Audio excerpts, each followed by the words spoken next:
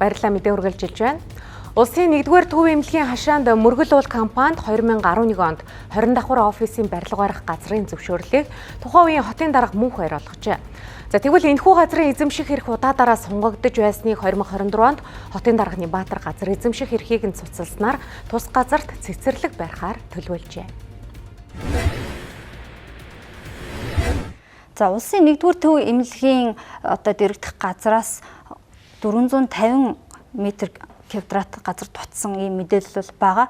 За тухайлбал 2003 онд улсын 1-р төв эмнэлэг 26400 м2 газартай байсан бол 2005 онд 25950 м2 газартай болсон байгаа юм а.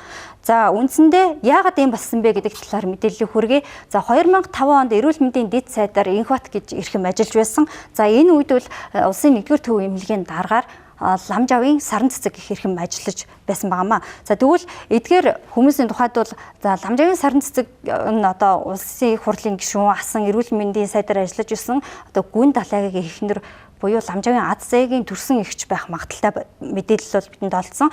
За тэгвэл үүнээс хойш энэхүү газар маань 2005 оноос хойш Иргэн Баатар жав гэдэг хүний нэр дээр шилжсэн гэдгийг бол улсын 1-р төв эмнэлгийн удирдлагууд бол онцолж байгаа юм а. Иргэн Баатар жав гэдэг хүний талаар бол би бол яг албан ёсоор бол тэр хүний мэдээлэл албан бичгээрч гэдэг юм уу бидэнд бол тийм мэдээлэл бол байхгүй. Бусад бол эзэмшигчтэй бол бид бол яг албан ёсоор бол хэлж бол мэдэхгүй байна. 2005 оны засаг даргын шийдвэрээр болохоор манай метр квадрат болохоор 26,000-аас 450 м2 бол хасагдаад тухайн үеийн 2005 оны компани нэр дээр ингээд шилжсэн байдалтай бол байсан. Сүүлд ирсэн 2000 энэ маань удаа маш олон компаниуд хувь хүний нэр дээр явж исэн мэдээлэлүүд бол бидэнд бол байдаг. Гэхдээ сүүлд Нямбатар дарга ирээд энэ барилгын ажил буюу 20 давхар офисын барилгын зорилттой байшин барилгын үйл ажиллагаа явагдаж байсан. Тэгээд үүнийг бол зогсоосон.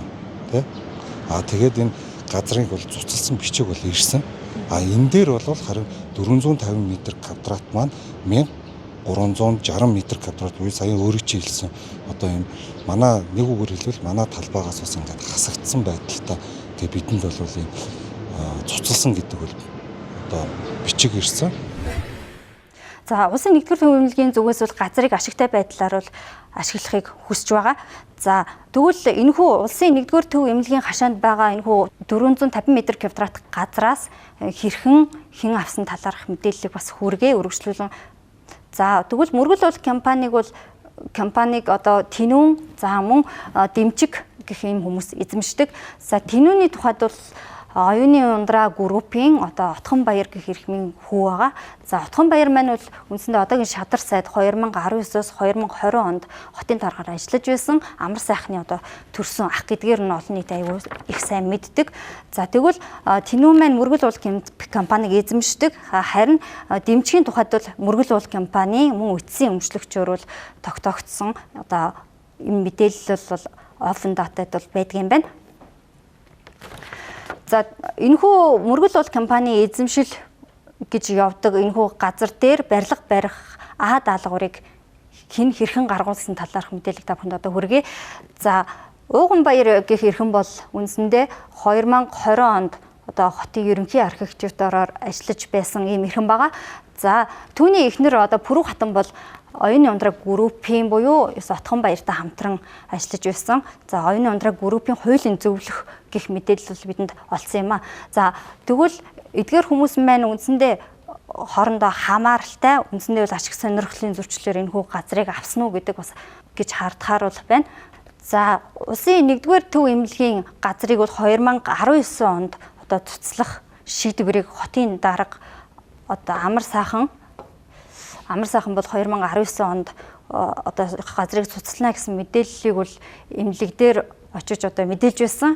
За гэтэл цуцлаагүй учир нь бол тухайн үед бол энэхүү мөргөл уул компани нь өөрийн ах болон түүний ахын нь хүүхэдтэй хамааралтай байсан учраас цуцлаагүй юу гэдэг хардлага бол төрж байгаа юм а. За 2023 онд хотын дарга тухайн 1-р эмнэлгийн удирдлагуудын одоо хүсэлтээр тухайн газартай бол танилцсан.